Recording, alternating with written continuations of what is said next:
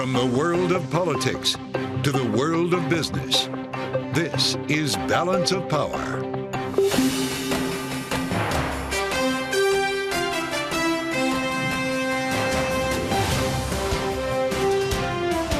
Live from Washington, D.C.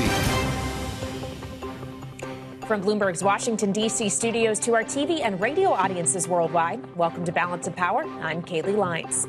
Kamala Harris crosses the $500 million fundraising milestone after the DNC, as she and her opponent, Donald Trump, prepare to crisscross a number of swing states this week. This as Donald Trump casts doubt on whether he'll appear at the presidential debate on ABC next month. We'll have more on the state of the race with political scientist Lara Brown this hour. Plus, Jennifer Kavanagh of Defense Priorities will be with us with Israel's preemptive strike against Hezbollah this weekend in Lebanon, leaving the Middle East on edge. But we begin this evening with the presidential race, with just 10 weeks to go until the election and the first debate between Donald Trump and Kamala Harris scheduled for September 10th on ABC. Trump, though, casting doubt on that this weekend, posting on Truth Social yesterday, quote, "I watched ABC fake news this morning. Why would I do the debate against Kamala Harris on that network?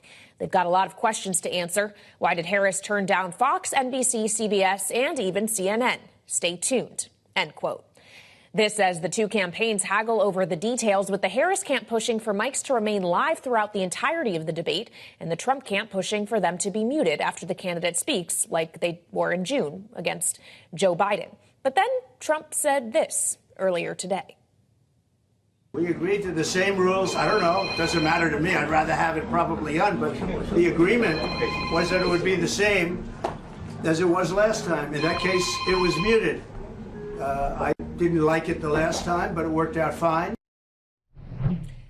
Bloomberg's Stephanie Lai covers the campaigns and is joining us here in studio in Washington. So, Stephanie, I guess the first question is he actually going to show up on ABC on September 10th? And the second question is, under what conditions really is he willing to do so? Because he seems to be suggesting whatever his advisors and the operatives within his campaign are saying, he is kind of down for whatever. Yeah, I mean, in typical Donald Trump fashion, we're all sort of on our toes for this, whether or not he'll show up. And I mean, it's been very clear that he's willing to skip these debates. He didn't show up to any during the primary. You know, him and President Joe Biden had some back and forth back in, May and June when they were deciding about the first one. And so it's not out of ordinary for him to be debating the debate itself now. What we're waiting for is to see how the networks will respond. It doesn't seem like they're at quite that impasse anymore because of, as you mentioned, what Donald Trump mentioned today to reporters when he sort of walked back that statement that he would want them to be on. And so it doesn't seem like the Trump campaign has as much leverage to push back or to ask for different rules. Well, considering the campaign's leverage is one thing, considering the campaign's financial resources is another, especially in light of the Harris campaign announcing over the weekend that they've raised now $540 million in just the 5 weeks since Joe Biden left the presidential race. 82 million of that was at the DNC alone. They have the cash advantage right now. So what do they do with it? They do. And so this is going to allow them to blanket all of these swing states with a ton of ads to pay for their campaign staffers that they have across the country. And now they have thousands of people on the ground. And so for the Harris campaign, they are pretty much well stocked to get into November. And the campaign contends that it's going to continue raising hundreds of millions of dollars. And now in the month of July, the Harris campaign raised over double what the Trump campaign raised. And this is really significant because for so long, the Trump campaign had really monopolized on that area. They had all the donors in their back pocket. Mm-hmm. But now it seems like the tide has shifted on that end. I guess the question is whether the tide will stay out in that way. Bloomberg's Stephanie Lai, thank you so much for joining me. Now, speaking of former President Donald Trump, we did get news today on one of his legal cases. Federal prosecutors are looking to reinstate the criminal case against him regarding his handling of classified documents. Special counsel Jack Smith's office filed an appeal today to reverse a July order that tossed the case. Judge Eileen Cannon ruled at that time that Smith's appointment itself was unconstitutional. Trump's team is due to reply to the filing in a month. Now, separately in the Middle East, tensions are high after Israel launched what it called a preemptive strike against Hezbollah targets in Lebanon over the weekend. Rear Admiral Daniel Hagari, a spokesperson for the Israeli Defense Force, spoke about the attack yesterday. We follow Hezbollah for weeks with technological means and air patrols by Air Force planes. At the moment, we detected an intention on the part of Hezbollah to carry out the attack, and we eliminated most of them. Bloomberg's Dan Flatley, who covers national security, is here with us now. So, Dan, Israel has made its move preemptively, if they are to be believed. The question is, what happens next? Is Hezbollah now likely to retaliate in some other way? Is Iran likely to move? How high is the risk that this gets hotter before it cools down? I think the risk that this gets hotter is always there. It's been there since October 7th of last year. In fact, it was arguably there before October 7th of last year. But what we've seen in the hours since this preemptive strike, as the Israelis are calling it, is that this has not boiled over yet. And I think part of that is because the region is still bracing for, as you mentioned, some sort of retaliation from Iran for the killing of Ismail Haniyeh in Tehran by the Israeli forces there, or by Israeli action in that case. So everybody is sort of waiting for the other party to act, which was one of the reasons why you saw this preemptive strike. But you did see a little bit of retaliation by Hezbollah. Some projectiles were fired into Israel. So all of this sort of doesn't bode very well for this ceasefire agreement that is still sort of in the offing, and we're waiting to see what happens with that. Well, on that exact point, even as this was going on over the weekend, there were ceasefire talks happening in Cairo, but it feels like the talks have been happening, and despite Antony Blinken sounding pretty optimistic last week about Israel agreeing to a ceasefire deal, it feels like the ball isn't necessarily moving forward. Dan, how would you characterize it? I think we're sort of at a sticking point right now where each party is trying to get the most amount of leverage out of this agreement that they can. Certainly, we are closer now potentially than we were 6 months ago. But bringing this deal over the finish line is sort of going to be a big challenge. And to do it before the U.S. election is going to be somewhat more difficult, just because you have a lot of different considerations in terms of who the commander-in-chief is now, who it will be, and how all of that will play out. So I think both parties see a benefit to themselves in terms of biding for time, or at least trying to extract as much leverage as they can out of this negotiation. Of course, meanwhile, on the ground, the situation has not improved. And so at the end of the day, where that situation goes will dictate a lot of how the ceasefire ends up being negotiated. Well, and the fundamental dispute here still remains over whether or not this is permanent and all of Israel's troops will leave Gaza, right? That hasn't changed in months. That hasn't changed. There's some details about humanitarian corridors and that sort of thing. But, Benjamin Netanyahu has been very clear from the outset on this that he wants to see the total eradication of Hamas. Mm-hmm. And how do you determine that has been done in some sort of an agreement? And that is really for the Israelis to determine, at least at this point, and there's some contention between the Israelis and the U.S. on that. So I think there's a lot of moving parts here, and it's going to be very incremental now until, the foreseeable future. Well, of course, we trust you'll continue to have it covered for us. Bloomberg's Dan Flatley, thank you so much. And coming up, we'll turn back to the campaign trail as the Republican ticket tries to refine its messaging on abortion. Political scientist Dr. Lara Brown will be with us next after the break on Balance of Power on Bloomberg TV and radio.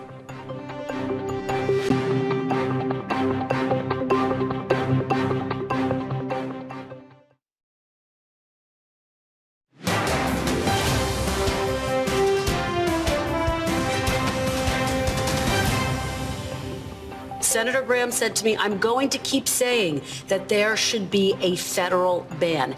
If such a piece of legislation landed on Donald Trump's desk, would he veto it? Well, I think he'd be very clear he would not support it. I mean, he said that explicitly. Yeah, if you're not supporting it as the President of the United States, you fundamentally have to veto it. So he would veto a federal abortion ban? I think he would. He said that explicitly that he would. And I don't think he's ever said explicitly he would. He said that to you? That was Republican vice presidential nominee Senator J.D. Vance over the weekend on Meet the Press, arguing that Donald Trump would veto a federal ban on abortion. But Democratic Senator Elizabeth Warren took the chance to rebut him not long after. American women are not stupid, and we are not going to trust the futures of our daughters and granddaughters to two men who have openly bragged about blocking access to abortion for women all across this country.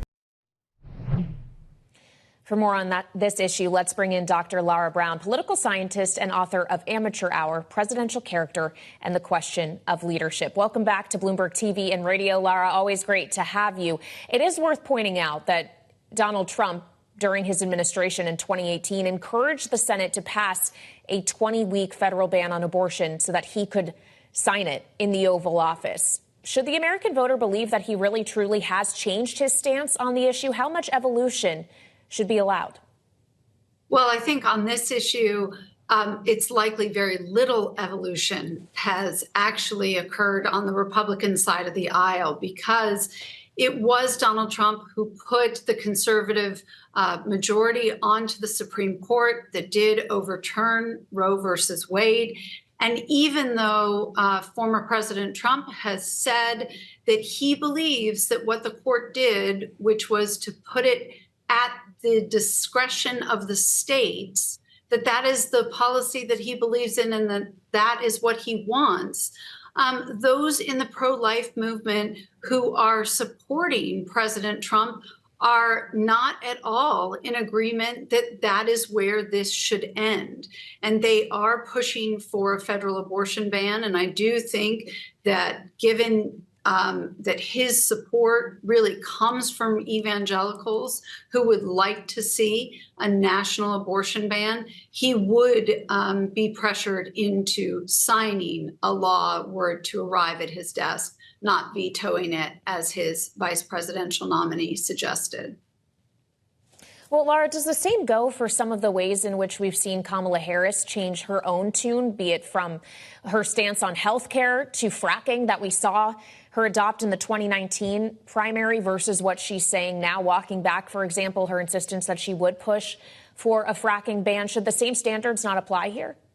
Well, I think where things are a little different is that she is currently in office. She is part of an administration that has made decisions. And right now, oil production at this country is in an all-time high. So it is clear that she has moved away and has supported President Biden in his policies. Whether she moves back again or not would be a question for a future administration.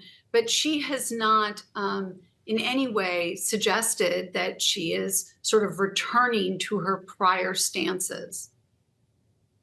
Well, if we consider her as part of this administration, that also may mean that she's saddled with the baggage and the vulnerability surrounding the U.S. economy. This was a weak point for President Biden when he was still campaigning for re-election. And I wonder how you view that issue now, to what extent she may be able to successfully distance herself from that issue. And of course, a lot of that may depend on where we actually are in terms of employment and inflation come November, right? Well, that's absolutely right. And the most interesting thing about Vice President Harris is that she is sort of running as a challenger, even though she is also part of the incumbent party. So we do see her trying to walk a fine line between taking credit for what this administration has done, but at the same time putting forward new economic proposals. Where we are headed, at least in terms of where the Federal Reserve is that they are saying inflation is coming down and they are preparing for cuts in September. Those cuts could certainly help the current administration, because as Americans look at their credit cards, which is really where they see the changes the fastest, the interest on their credit card debt will not be as high as it might have been had the Fed decided to hold even for longer. So there is a potential of some boost for the administration. And certainly unemployment has not risen enough, I think, for there to be a concern. And the number of jobs that are still being created, despite the revision, has been a very robust number during this entire administration to claim credit for. Yeah, Lara, I noticed earlier today that Senator Elizabeth Warren, who we heard from earlier, had posted on X that she hopes that the Fed should cut at least 75 basis points next month, though I'm not aware of any economist that actually thinks they'd pursue an easing of policy that aggressively, that quickly. Of course, as we consider these issues, be them the economy or abortion, it's about how they resonate nationally, sure, but it's also about the very specific states, the swing states that could decide this election. And on the earlier edition of Balance of Power today, I spoke with University of Arizona School of Government professor Samara Klar about the importance of the ground game in states like Arizona. This is what she told me.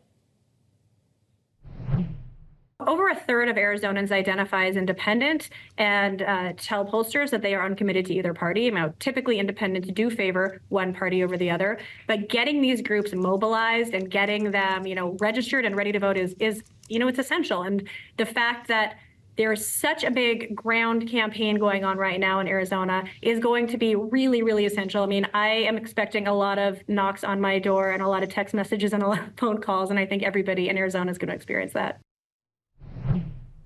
So, Lara, as we consider the ground game and what we've heard from the Harris campaign in recent days, which is that they've raised $540 million in just a 5-week span, really incredible figures, but also that they've signed up 200,000 volunteers. Which of those figures is more significant? I think they're both significant because what we're talking about is money to empower the volunteers. They have, hundreds of campaign offices around the country in the swing states. They are going to be playing in every battleground at full strength.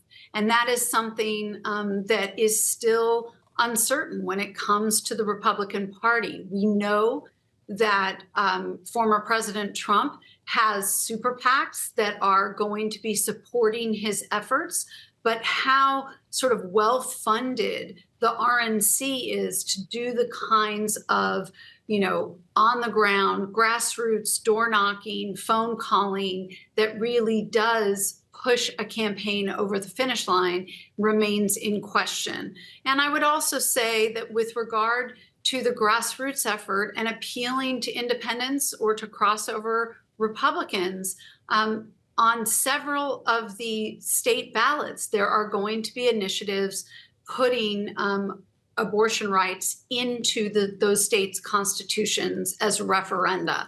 And that is something that could impact both the number and the sort of intensity of the turnout of both independents and unlikely voters. Yeah, it's noteworthy that the campaign also says about 2/3 of their donations have come from women specifically, which speaks to that issue. Lara Brown, political scientist, thank you so much, as always, for joining us. And still ahead, the Federal Trade Commission sues to stop a mega merger of 2 grocery chains. We'll speak with the agency about their plans to stop the Kroger-Albertsons deal.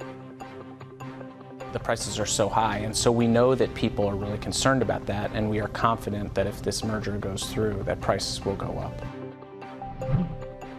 Plus, how the retailers are fighting back. Our report is next on Balance of Power on Bloomberg TV and radio.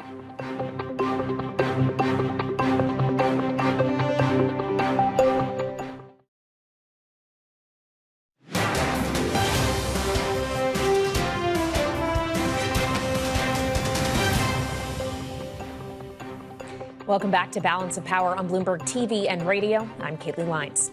The trial over a proposed merger between grocery chains Kroger and Albertsons kicked off today.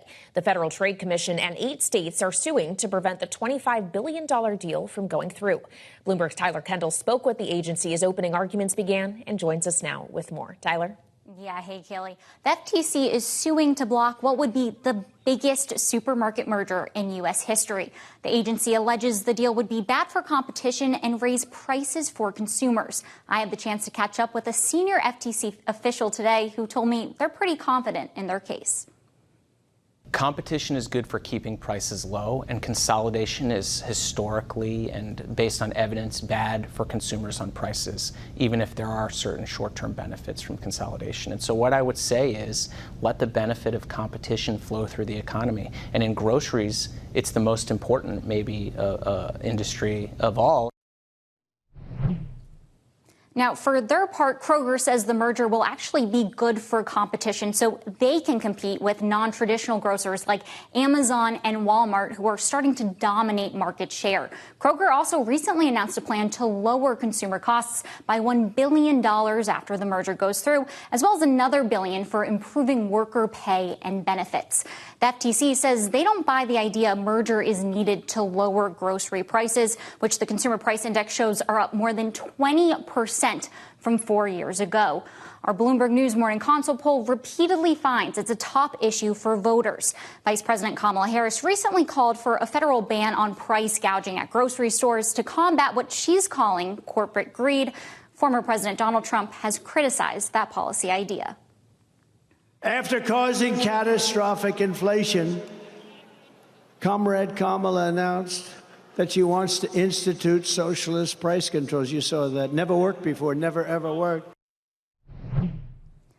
We know that the economy and prices are being a top issue for voters, and Harris's plan doesn't have many specifics, so it's hard to say if it would contain a hard price cap. But her campaign has said that she'd like to work with Congress to impose new rules and then the FTC to enforce them.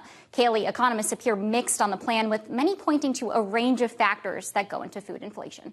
Yeah, so I guess we'll see if the FTC becomes more empowered, if indeed Kamala Harris does win the presidency, Tyler. But in the meantime, as you began with, the FTC still has a court fight they're going to try and win. What are you going to be watching for next in this trial? Right. So we're expecting the trial to go about 2 weeks. And something unique in this case is the emphasis that they're putting on worker rights. We don't typically see that in antitrust case, which is typically focused on the consumer. Now, Kroger has announced a divesting plan that would essentially divest about 600 stores from this merger to instead go to a third-party retailer. The FTC is not too happy about that, pointing out that that retailer is really a wholesaler, and they're concerned about what that could mean for workers at those specific stores. Now, for Kroger's part, they put out a statement today pledging to protect workers' rights and pointing out that they've actually created 100,000 union jobs since 2012.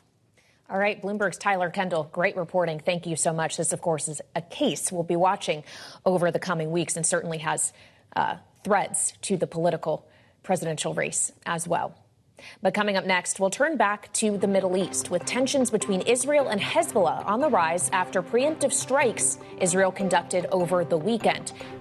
We'll have more on that story next and be joined by Jennifer Kavanagh, who is with Defense Priorities, will be with us next to take a look at what's happening, knowing that it's happening against the backdrop of efforts still underway to reach a ceasefire between Israel and Hamas, another Iranian proxy. It is certainly complicated in the region, and we'll get to the bottom of what's happening next on Balance of Power on Bloomberg TV and radio.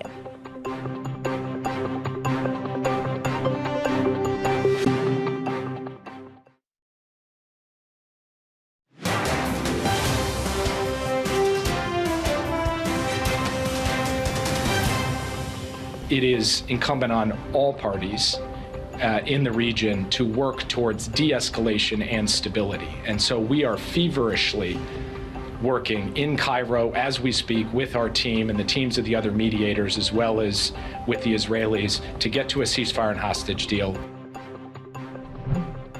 National Security Advisor Jake Sullivan speaking to reporters yesterday about ongoing ceasefire negotiations between Israel and Hamas, which are taking place against a backdrop of escalating tension in the region after Israel's preemptive strikes on Hezbollah targets in Lebanon this weekend. Joining me now for more here on Balance of Power on Bloomberg TV and radio is Jennifer Kavanagh, Senior Fellow and Director of Military Analysis at Defense Priorities. So, Jennifer, if we could just take this in parts and begin with what we saw take place over this weekend, which was Israel taking out thousands of Hezbollah missile launchers, essentially, because they said their intelligence suggested that Hezbollah was imminently going to strike Israel directly in retaliation for the assassination of a commander of Hezbollah that Israel conducted last month.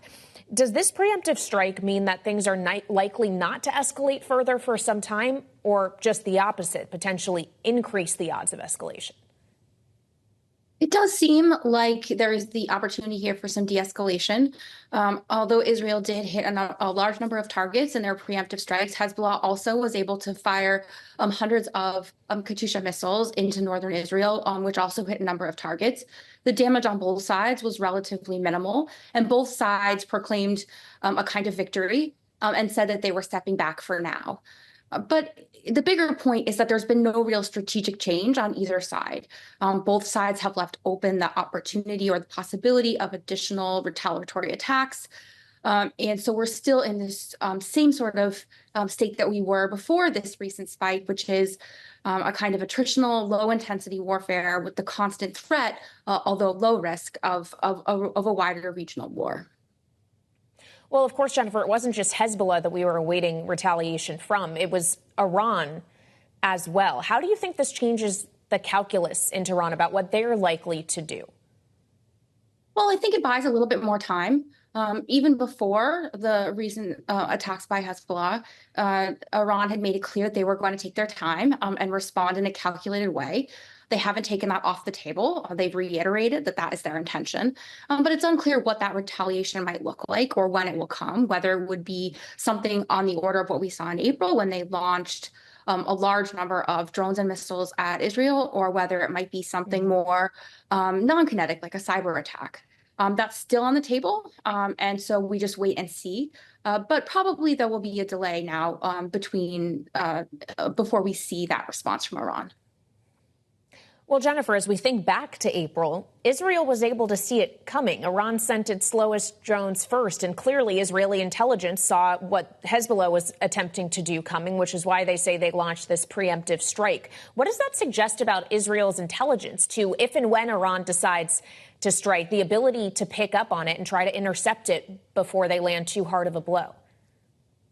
Well, Israeli intelligence, especially vis-a-vis Iran, is excellent. They have penetrated most of the Iranian security services, so they have a very strong intelligence network. However, it's important to note that in April, Iran also didn't try to hide what they were doing. They basically telegraphed to everyone in the region, as well as the United States, what their plan was. And I think that was intentional. It was a little bit of show theater. To retaliate with a show of force, to signal that they were not going to stand by passively while given the Israeli actions in the region, but also didn't want a regional war. And I think that's one thing that we can take away also from this weekend, which is that neither Hezbollah nor Iran wants a regional war. And whether that's because of U.S. efforts or because of their own calculations about the costs and benefits, that comes across very clearly, which is good news because that works against escalation both now and into the future. Well, and as we consider the incentives or lack of incentives, rather, to escalate, I do wonder how much you think action on the part of all of these parties is being held back, knowing that there are active ceasefire negotiations underway between Israel and Hamas and other mediators in the region, including the U.S. as well. Is the fact that everyone is still, at least metaphorically, at the table actually acting as a restraint on behavior? I think probably a little bit. I think that's part of the reason why we've seen a delay both in the response by Hezbollah and by Iran, waiting to see how the ceasefire negotiations play out. But, I'm not sure how much hope there is really for a deal at this point. The Biden administration is certainly projecting optimism, but you see a lot less optimism coming out from parties within the region, both on the Israeli side and what we know from the Hamas leadership. They seem to have very divergent aims and goals, and it's not clear that they're reconcilable. Well, and it feels like that's how it's been for months now, Jennifer. Despite these kind of head fakes on potential progress being made toward a ceasefire deal, it does feel like the fundamental disagreements, the sticking points, haven't changed at all. And if they haven't to this point, what is the realistic likelihood that they will ever? I mean, I think at this point, it's pretty low. Hamas doesn't really have an incentive to make any sort of concession at this point. Israel has already destroyed significant portions, most of the infrastructure inside of Gaza, and casualties are already very high. So Hamas doesn't have much more to lose. And on the Israeli side, it's just not clear that the Biden administration is willing to exert any sort of pressure or leverage on Netanyahu's government to make the types of concessions that Hamas is asking for. And that's unfortunate because really the key to removing this low-level escalation risk that we see that we continue to have in the Middle East for a regional war is to end the violence in Gaza. Hezbollah has committed that it will stop its strikes. The Houthis have said they will stop their strikes. So that really does seem to be the key. Finally, Jennifer, I do want to point out that Donald Trump spent a good deal of time today marking the third anniversary of the U.S. withdrawal from Afghanistan, specifically the bombing at the airport that killed 13 U.S. service members. I have had many Republicans say to me that they view a lot of the conflict that has broken out in the world in the years since is due to that rather chaotic withdrawal from the country. And I wonder if you two assign some blame for what we're seeing now on what happened 3 years ago. To what extent is that a fair characterization? I really don't think it's fair at all, to be honest. There's just really no evidence that links the withdrawal from Afghanistan to any of the conflicts that we've seen broken out since then, either in Ukraine or in the Middle East. Certainly, the way the withdrawal was carried out left much to be desired in terms of its organization and communication with allies and partners. But it hasn't really damaged U.S. relationships with any of its European or Asian allies or partners. It didn't really have any ramifications in the Middle East. And in terms of the kind of broader terror threat that people have warned about, that too hasn't really affected U.S. national security. And in fact, the intelligence apparatus has shown its proficiency in detecting these attacks ahead of time. So I think it's a little bit of a red herring. It's convenient. A thing to blame, and the time proximity helps to make the case, or at least make it look appealing as an explanation. But really, there's just no evidence that links the withdrawal from Afghanistan to any of the security challenges that we see in the world today. All right, Jennifer, appreciate your insights. That's Jennifer Kavanagh, Senior Fellow and Director of Military Analysis at Defense Priorities. Thank you. Coming up, we'll have more on what the tensions in the Middle East mean for the presidential campaign. Our political panel will be with me next on Balance of Power on Bloomberg TV and radio.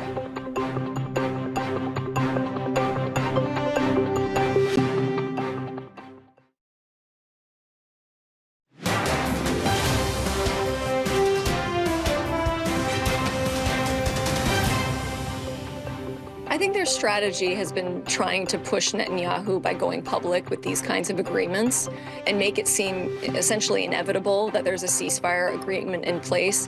And of course, there's political reasons for this as well, where we have a presidential election very soon.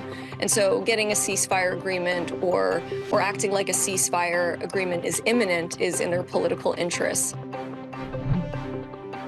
Natasha Hall of the Center for Strategic and International Studies speaking with me earlier today here on Bloomberg amid concerns over escalating violence in the Middle East and ongoing ceasefire negotiations that the U.S. keeps indicating are moving forward and yet don't necessarily seem to be so.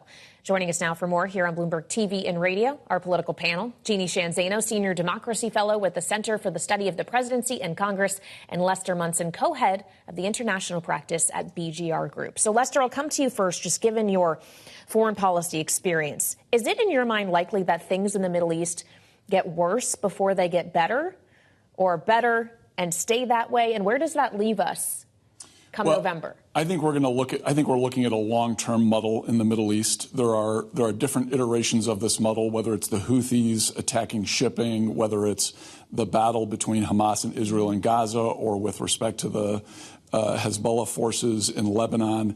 What we're really seeing is a bigger conflict between Israel and Iran that plays out in a variety of different ways. That's not going away anytime soon. So we're going to see different versions of this conflict, I think, for the next several years. So you don't think Kamala Harris is going to be able to credibly say, I worked for the administration that not just brought a ceasefire deal, but more peace in the Middle East? Well, there may be a ceasefire deal. It'll very likely be a temporary deal that won't answer all of the questions. So she can go out and claim credit. There was a ceasefire deal right after, at the beginning of this conflict, and some hostages were returned. There was some good news there. There was a lot of bad news after that. But they're going to be able to claim credit for this work, and it's important that the diplomacy continue. The U.S. plays a critical role there. The administration is diving in and trying to do everything that it can to bring these parties together that really, frankly, don't want to be together. So this is a very heavy lift for the administration, and I think, while there's a little bit of partisanship on the Hill, some Republicans are pushing back on some of the aspects of this. Basically, they've got bipartisan support for this effort, even in this very political time. Well, as we consider the administration's effort as a whole, Jeannie, it is worth noting that Kamala Harris's role in the administration is vice president, not president of the United States. And we had many conversations on this program when Biden was still in the race about how he needed potentially a ceasefire deal in order to win re-election. Does the same go for Kamala Harris, or is she not as bound by this issue as he was? She's trying not to be bound by it, quite frankly. And, I think we see Donald Trump out there today, honoring those who were lost in the Afghanistan withdrawal and trying to tie Kamala Harris to what he and many other people see as the botched withdrawal 3 years ago. And she is trying desperately to keep a distance from that with the release of this statement. And, so I think we do see this element here where the campaign is rightly concerned that if she gets too closely tied to the promise of a deal in the Middle East and the release of these hostages, and if that doesn't happen, and we all hope it does, then that would be detrimental to her. So I think as much as possible, she is trying to stay the course and say what she said the last night of the convention, which is that we will support Israel. We do support Israel. We want the hostages home, and we want to guarantee Palestinian civilians a peaceful way of life. And I don't think we're going to hear a lot more from her on that unless something else happens, and God forbid we do see more escalation, in which case she's going to be required at this point, if reporters get to her, to give more meat on the bone as to what her policy and her vision of the Gaza war is. All right, Jeannie, sit tight. Jeannie and Lester will be back with me for more on Vice President Harris and former President Donald Trump and the campaign trail as a whole. So stick with us here on Balance of Power on Bloomberg TV and radio.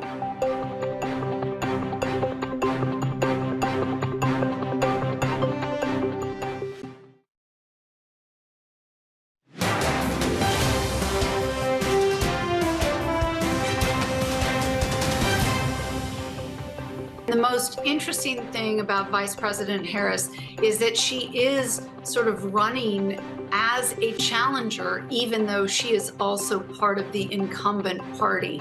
So we do see her trying to walk a fine line between taking credit for what this administration has done, but at the same time putting forward new economic proposals.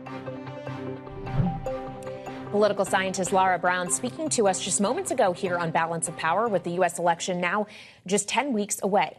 And back with us to look forward, our political panel, Jeannie Shanzano, Senior Democracy Fellow with the Center for the Study of the Presidency and Congress, and Lester Munson, co-head of the international practice at BGR Group. So, Jeannie, obviously our week countdown is on. It's actually now just 2 weeks tomorrow to go until the first debate we're supposed to see between Harris and Trump, which would give them an opportunity to discuss their various policy proposals, whether or not they align with the current administration or not. And yet Donald Trump yesterday seemed to call into question whether or not he really wanted to do that debate on ABC. He said he was watching what he described as ABC fake news this morning. Asks, why would I do the debate against Kamala Harris on that network, suggesting they've got a lot of questions to answer. Why did Harris turn down Fox, NBC, CBS, and even CNN? Stay tuned. So we're staying tuned here on Balance of Power. Jeannie, do you think this is going to happen? I do think it will happen. It's interesting because if you look back, he said pretty much the same thing before the CNN debate with Joe Biden. I think it is in some ways typical Donald Trump pre-buttal. God forbid he doesn't perform as well as he wants to. He can then say, well, look, the moderators, they were biased. The network was biased. I'm in a lawsuit against them. It was a setup, so forget that. So I think we're seeing some of that. I do think it's interesting that the Harris campaign is coming back on this mic issue. And, I think Donald Trump, the mute button is his friend. But, you give him a challenge and he's like, nope, I'll stay unmuted. I'm good. And his campaign is running in fright at that thought. So on this mic issue, Lester. The Trump campaign wants the same rules as the Biden debate on June 27th. Mics are muted when it's not the candidate's turn to talk. The Harris campaign wants them live the whole time. I guess you could make an argument either way to what best services which candidate, but what best serves the American people? Well, don't you want to see the candidates as who they are? I suspect this is... So no mute button for you. I think no mute button. This is like, I think Donald Trump is doing a little briar patch thing here, like, oh, don't throw me into that briar patch. Who's better with an unmuted mic than Donald Trump? Like, he's trying to change the conversation here a little bit because he's not doing too well in the polls. And I think he's trying to reframe almost anything in this campaign to get back on top. Well, on that note, he does seem to be reframing his stance on abortion. J.D. Vance says Donald Trump is committed to him, that he would veto a federal abortion ban. Donald Trump says he'd be great for women's reproductive rights. Do you take him at his word on that, Lester? Does he risk, while he may potentially gain some moderates with that message, alienating others within his base, like the evangelicals? So he's taking a risk here for sure. I think that, the pro-life platform was out of the Republican platform for the first time in a long time, since we've had platforms, I think. So he really is taking a risk here. But where do those pro-life voters have to go, really? Kamala Harris has been so, very clear that she's going to be as pro-choice as they come. They're not going to vote for her. They really got nowhere else to go. RFK Jr. is out of the race. So Trump's going to get them. So he's taking a little bit of a risk here, but I'm not sure how great of one it is. If he can pull some folks from the middle, I think he's going to keep 99% of the pro-life voters. Well, Jeannie, when we spoke today on the earlier edition of Balance of Power, you suggested both of these candidates were rushing to the middle, Kamala Harris included. Who's doing a better job of it right now? Yeah, they are running as fast as they can to the center. I think if we are measuring from that perspective, I think they're both doing an equally good job. I think the problem is for the American public, because, of course, when you hear somebody one way, on an issue day one, and then day 30, they're somewhere else, it's confusing, and you really don't know what to expect. But this is how general election campaigns go. These are politicians. They know it, and they are both running to the middle, whether it's Kamala Harris on fracking or Donald Trump on abortion. Well, and of course, they're doing so with taking aim at specific demographic groups as well, including, for example, women. And I spoke with University of Arizona School of Government professor Samara Klar earlier today about the support Kamala Harris is seeing specifically among female voters. Harris is the beneficiary of a widening gender gap in Arizona and across the country, where women are supporting Harris at much higher rates than they appeared to have been supporting Joe Biden. And that is especially true among the youngest generations, and the 18 to 29-year-olds voting for the first time, donating for the first time. Those women are showing really unprecedented levels of support for a Democratic nominee at this point in the race. And Jeannie, the Harris campaign says of the $540 million it has raised since Joe Biden dropped out of this race, which is an incredible figure, 2/3 of those donors were women. So what stands out more in those figures to you? The number of women, it is absolutely astonishing. We've never seen anything like it, the overall amount and the support among women. I don't think it's a surprise, Kayla. You and I sat there at the RNC, and with Hulk Hogan and, ripping off of the shirt, that was all focused on men, and women are going to the Democrats and Kamala Harris. She's a historic candidate, and she says she's going to protect reproductive rights. Well, and historic also in terms of the amount she's been able to fundraise in so short a period of time, Lester. $500 million crossed with just over a month of a presidential campaign. Is Donald Trump going to be able to catch up to that? It really does seem like a lot of money. Yeah, one could say so. Yeah, and I think this honeymoon period she's having, this kind of sugar high, may last longer than Republicans were hoping for, because there's real support for her campaign, not just among women and young people, but I think kind of across all the demographic groups. Her strength is surprising to Democrats as it is to Republicans. Can she do it for 2.5 months through all of the voting up until Election Day? We'll see. The money is going to help sustain that. She does need a money advantage on Trump to be competitive, to be clear, though. So Trump is going to go out and get some free media through all of this. He doesn't have to pay for it every single time. This is going to help her a lot. it looks like it might be enough to get her to the finish line. Finally, we have less than a minute left. It's not just the money, but they've signed up 200,000 volunteers. How important is the personnel to this equation? Everything matters now, right? You know, Trump doesn't really have a ground game in the traditional sense in a lot of these states. If Harris can turn those 200,000 volunteers into an army in Michigan and Pennsylvania and Wisconsin and lock down that blue wall, she's going to win. All right, Lester Munson and Jeannie Shanzano, our political panel this evening. Thank you both so much, as always, for joining me. And for more coverage on this presidential race and all things else Washington, check out the Washington Edition newsletter. You can find that on the terminal and online, and you can find me back here tomorrow. Thank you for joining us on Balance of Power on Bloomberg TV and radio.